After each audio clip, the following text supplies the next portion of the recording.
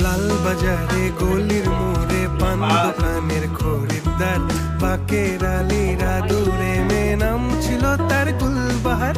লাল বাজারে গলির মোড়ে পান দোকানের খরিদ্দার, বাকের আলীরা দূরে মে নাম ছিল তার গুলবাহার।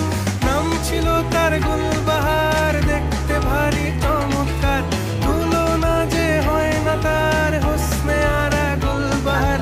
বাকের আলীরা দূরে মে নাম ছিল তার গুলবাহার। লা লা লা লা লা লা লা লা লা